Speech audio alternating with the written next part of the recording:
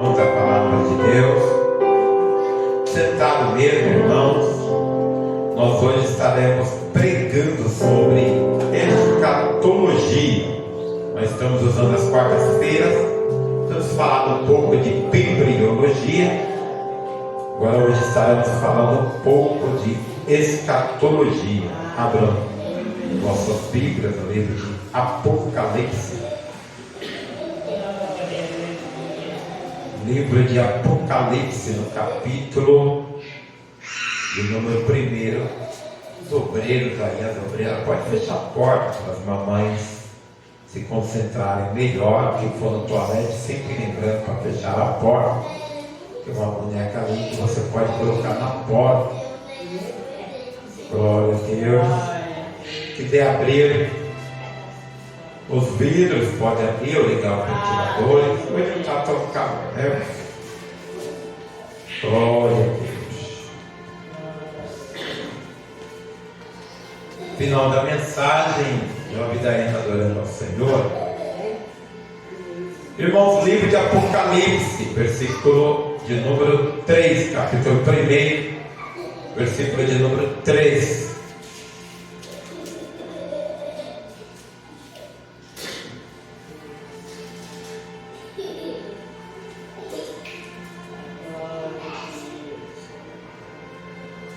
Todos encontraram, irmãos? Amém. Diz assim o 3 de Apocalipse: Bem-aventurado aquele que lê, e bem-aventurados os que ouvem as palavras desta profecia e guardam as coisas que nela estão escritas, porque o tempo está próximo. Curve sua cabeça, irmãos. Ó Espírito do vivo Deus, manifesta o teu poder. Vem com o peso da tua glória sobre este lugar.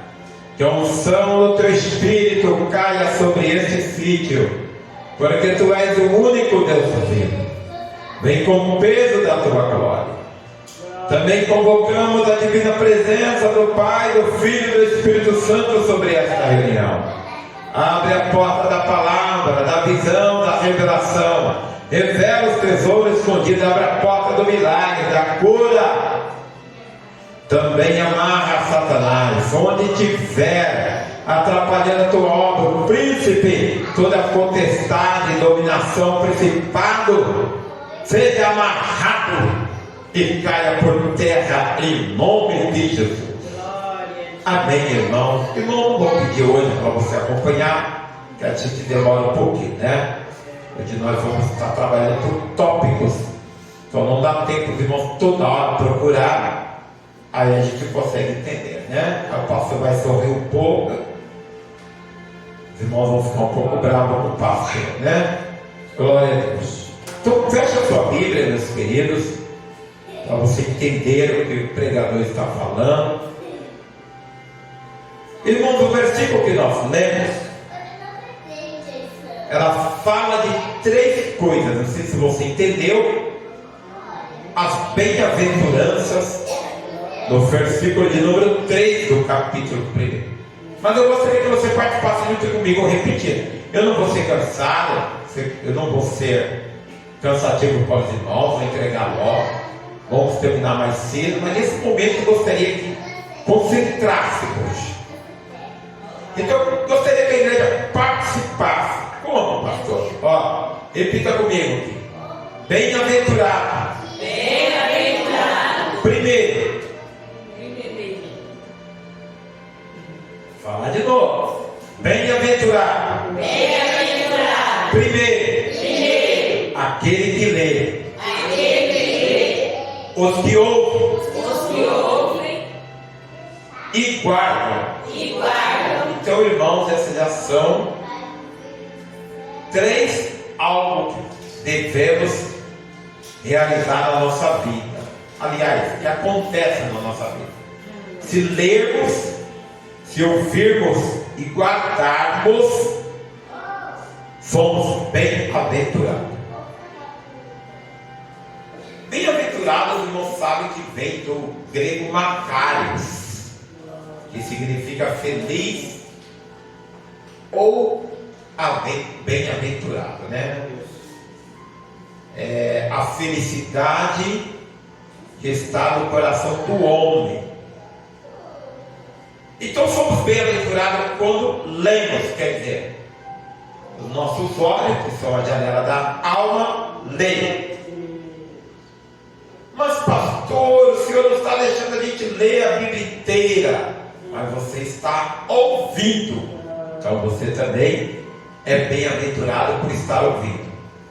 Ah, pastor, e aí terminou o culto? Você está guardando no coração. Então somos bem-aventurados por isso. Então, falando de escatologia, irmãos, ela não fica apenas no livro de Apocalipse. Escatologia são a doutrina, irmãos, das últimas coisas, ou por causa de logia, estudo sobre as últimas coisas. Por exemplo, Mateus 24 fala de escatologia, apesar de juntar todo um monte de assunto do tempo presente. Mateus 24 termina falando sobre a vida de Cristo, fala sobre o período de grande tribulação. Temos em Tessalonicenses falando da vida do homem iníquo, que vai operar com o anticristo segundo a eficácia de Satanás, o poder. Mas é em Apocalipse que encontramos as maiores revelações.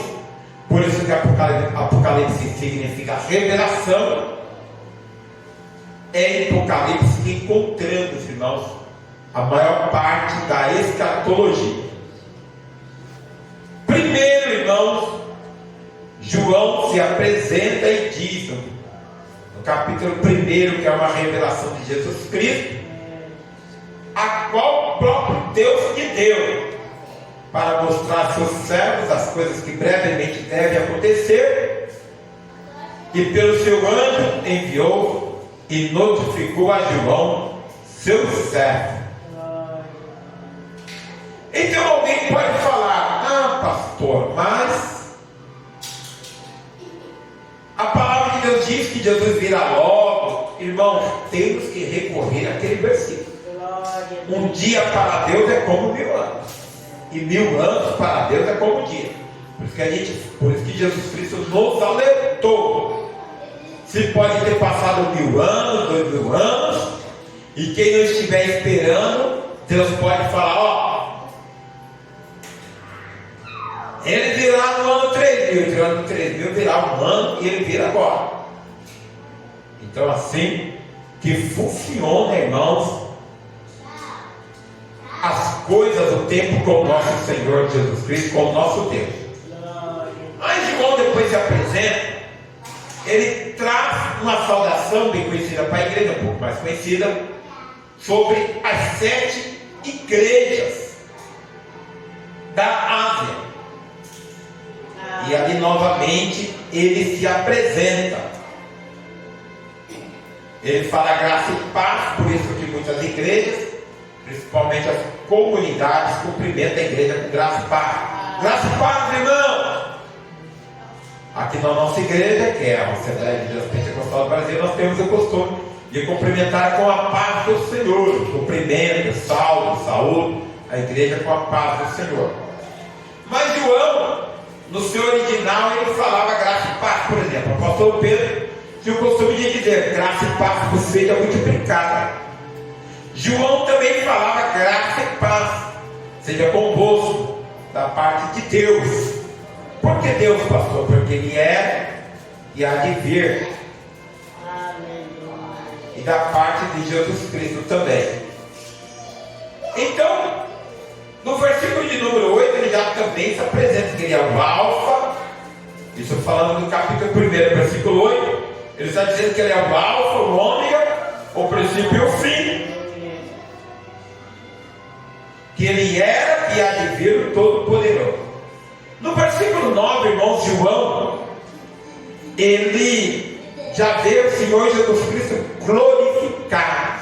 Quer dizer, esse mesmo Jesus Cristo, que se fez homem, que encarnou, sempre falo, tome cuidado, encarnar é diferente de reencarnar. Reencarnar é a doutrina do Evangelho segundo os Espíritas. Nós não cremos, irmãos, no Espiritismo, nós não cremos na reencarnação, nós cremos na encarnação de Jesus Cristo, que João diz que no princípio era o Verbo. Esse Verbo estava com Deus, esse Verbo era Deus, e através do Espírito Santo, irmãos, é impossível. Tudo que acontece na vida precisa de uma operação de maravilhas. Então, uma moça virgem, uma moça virgem sem uma semente é impossível engravidar, mas Maria engravidou por obra do Espírito Santo. Então, o Verbo que era Jesus, ele encarnou, nasceu de uma Virgem Maria, mas a gente sempre fala, para não ficar na doutrina mariana, que Maria depois teve filhos, e vários filhos. Ela não continuou virgem. Depois que o Senhor Jesus Cristo nasceu, José conheceu a sua esposa Maria e tiveram filhos, que são os irmãos de Jesus. Por isso que quando se tem meio irmão, são irmãos, não se pode negar. Jesus Cristo nunca negou os seus irmãos. Tem um versículo que diz que nem os seus irmãos criam nele, mas depois se converteram. Depois da morte de Jesus, os seus irmãos se converteram. Então no versículo 9, João vê o Senhor Jesus Cristo glorificado. Aí o Senhor Jesus já tinha morrido, o Senhor Jesus já havia crucificado, morto, já havia ressuscitado e subido aos céus. Então João vê o Senhor Jesus Cristo glorificado. Como? Porque ele foi arrebatado em espírito. Ele estava na ilha de Patmos, irmãos.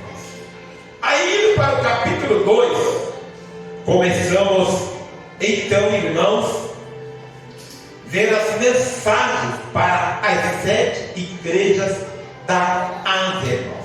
Nós venhamos à igreja, a gente vem à igreja, irmãos, porque a igreja foi implantada pelo Senhor Jesus Cristo. Não é para crente ficar em casa.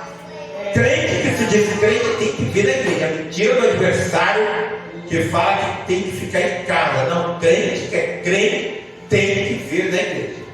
Então, o Senhor Jesus Cristo revela para João: olha, eu tenho mensagem para as 7 igrejas da Ásia. Ele ia fazer isso porque ele ia fazer mais. Ele ia usar servos do Senhor de profecia para dizer: ó, eu passei pelo meio da igreja. Por isso que ele fala dos candeeiros, que ele fala: olha, eu passei no meio da minha igreja, eu estou como anjo na igreja. Então ele começa no capítulo de número 2, trazer uma mensagem para a igreja de Éfeso. Repita comigo: as 7 igrejas da Ásia eram Éfeso, Esmirna, Pérgamo, Tiatira, Sardes, Filadélfia e Laodiceia. Então, irmãos, estas eram as 7 igrejas da Ásia. Em Éfeso, que ele diz que está à direita as 7 estrelas e anda no meio dos 7 castiçais de ouro. E ele sempre diz: eu conheço as tuas obras. Então a igreja do Jardim Maneira, irmãos, o Senhor conhece as obras de cada membro desta igreja do Jardim Maneira. Você fala para a igreja que nós estamos preparando um povo para morar no céu, para quando o Senhor Jesus vier arrebatar a sua igreja, a gente subir. Então nós temos até que o Senhor falar assim: eu não me deixo aqui não, Senhor, eu quero subir. E o crente, ele tem que colocar isso nas suas orações. Fala assim: eu quando vier buscar para a igreja, eu não quero ficar não. Pastor, tem algo que impede eu subir, então deixe de lado. É isso que o crente faz. Aleluia. Então, irmãos, o Senhor traz uma mensagem para a igreja de Éfeso, não vou repetir para os irmãos o que era. O Senhor traz uma mensagem para a igreja de Esmirna, traz uma mensagem para a igreja de Pérgamo, traz uma mensagem para a igreja de Tiatira, traz uma mensagem para a igreja de Sardes, e traz uma mensagem para a igreja de Filadélfia, e traz uma mensagem para a igreja de Laodiceia. Aí no capítulo 4, João então ele já vê a visão do trono. Então se ele vê, se João vê no capítulo 1 a visão de Jesus glorificado, no capítulo de número 4 ele já vai ver a visão do trono, porque o trono de Deus é diferente dos 24 tronos. Lembra que João fala: olha, eu vi 24 tronos pequenos, mas vi um trono maior, e naquele trono maior estava assentado um Todo-Poderoso. Ele era muito grande. Em outros versículos ele fala de cuja presença fugiu os céus e a terra. Então no capítulo 4, irmão João começa a descrever os 4 animais, os 24 anciãos, as coroas de ouro sobre sua cabeça. Ele vai falar a aparência do que estava sentado sobre o trono. João mais uma vez arrebatado o espírito, e ele vê ali a semelhança dos 4 animais que nós sempre falamos, né? Semelhante a rosto de homem, semelhante à águia voando, semelhante ao leopardo, semelhante ao leão. Aleluia. Aí no capítulo 5, irmãos, João já vai falar do livro selado e do cordeiro. João falou que tinha um livro selado com 7 selos, e ele não via na terra e no céu ninguém. Todos queriam saber, o objetivo era saber. Não pense, irmãos, que o mundo aí sabe essas informações que você sabe, não. Ele sempre falou: ó, foi ocultado aos sábios, entendido, mas foi revelado aos pequenos. Então eu e você sabemos disso, o mundo aí não sabe. Você é um privilegiado por saber disso. Então todos queriam saber o que estava escrito dentro desse livro. Aleluia. Já pegamos aqui sobre o homem forte, né? Que bradava com grande voz, dizendo: quem é digno de abrir o livro, desatar os seus 7 selos. E João chorava, porque não tinha ninguém digno da terra, não tinha ninguém digno do céu para abrir esse livro. Mas o outro falou, né? Não chore, João. Está aqui um cordeiro, o leão da tribo de Judá, que foi morto e reviveu. Com seu sangue comprou para Deus os que procedem de toda a tribo, povo, língua e nação, e para o nosso Deus constituiu o rei e sacerdote, que reinarão para sempre. Aí no capítulo 6, o cordeiro, ele pega o livro, ele desata os seus 7 selos, e ele abre o livro. Aí dentro da abertura desse selo, vai o primeiro selo, vai o segundo selo, vai o terceiro selo, 4 selos. E dentro da abertura desse livro ele vai vendo o que vai acontecer na terra. Já vai havendo aí um período de grande tribulação. A igreja já é arrebatada. E ele vai ver a fome, as pestes, a guerra, os 144 mil. Ele vê uma grande multidão que foram mortas por causa do Evangelho. Mas quando abre no capítulo 8, no capítulo 7, ele vai falar dos 144 mil pessoas castas que não se contaminaram com mulher, das 12 tribos de Israel, são israelitas. É nesse período, irmãos, que o Monte das Oliveiras, eu acho isso tremendo, ele é partido pelo meio. Aleluia. Uma fenda enorme para proteger os 144 mil. É nesse momento que há um sentimento de súplica sobre todo o povo de Israel. O povo de Israel se converte. 8h15, viu? Diácono Zedaine, pode trazer aqui, deixar no ponto. 8h15. Temos 9 minutos. É no capítulo 7 que se vê uma grande multidão. Mas no capítulo 8, irmãos, o 7º selo é aberto. Ah, meus queridos, se já estava difícil com a abertura dos selos, imagina agora se abre 7. Interessante que as pragas vão se multiplicando de 7 em 7. Se no sétimo selo aí já vem 7 trombetas. Eu não entendi, eu falava, meu Deus. Se tem praga aí nos 7 selos, como já começa as 7 trombetas, né? As 7 trombetas já começam com a abertura do 7º selo. Aí vem as 7 trombetas. E no capítulo 8 fala sobre a abertura ao tocar soar de 4 trombetas. Primeiro anjo toca a primeira, toca a segunda, toca a terceira e toca a quarta trombeta. No capítulo 9, irmãos, já se vai tocar a 5ª trombeta. O anjo toca, o 5º anjo toca a 5ª trombeta. E é no capítulo 9 que o 6º anjo também vai tocar a 6ª trombeta.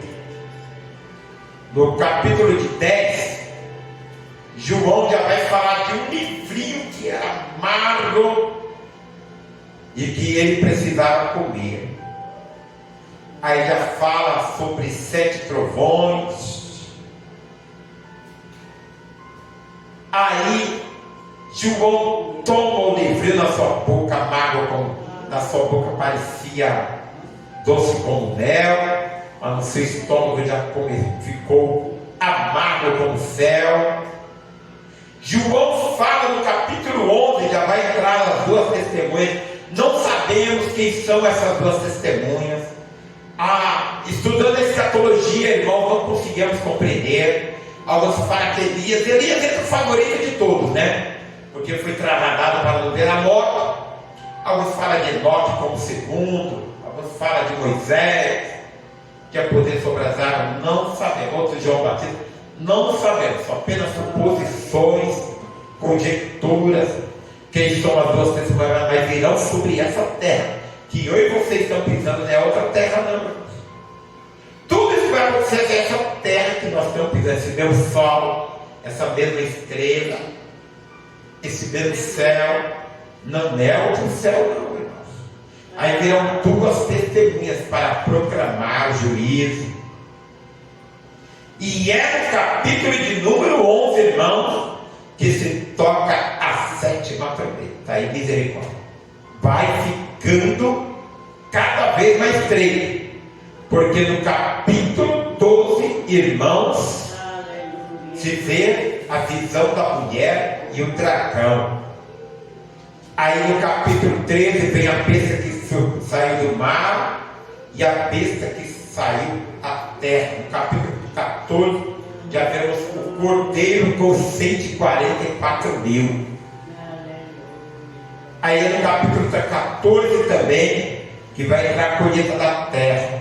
E no capítulo 15, irmãos, já vemos falar então dos 7 anjos. 7 anjos, meus queridos irmãos, que vão decretar 7 pragas.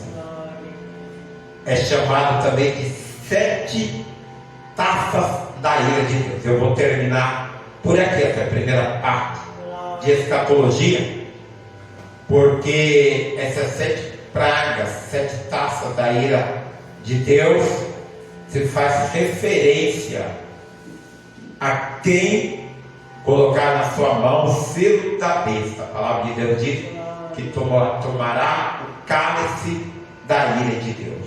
Então é permitido que se toque, irmãos, sobre a terra, que despeje sobre a terra 7 pragas ou 7 taças da ira de Deus. E João sempre foi enfático a dizer: é Ele. Quem é? Jesus mesmo, o Cordeiro, que pisa o lagar da ira do Todo-Poderoso. Sempre gravei esse versículo, irmãos. É algo tremendo que vai acontecer sobre a terra. Às vezes você pode ir à geladeira e um dia de calor e alguém não colocou água na geladeira, tomou e não colocou para gelar. Água quente é terrível, né? Água morna. Imagina as pessoas terem sede. Aí eu lembrei da praga. Imagina você vai lá com toda a sede, aí você vai lá sente. Como vai tomar sede? Porque é isso que vai acontecer sobre as fontes, sobre os rios, sobre toda a água doce, meus queridos. Isso aí é um pouco de escatologia. Essas coisas vão acontecer, viu, meus queridos? Mas só eu e você sabemos.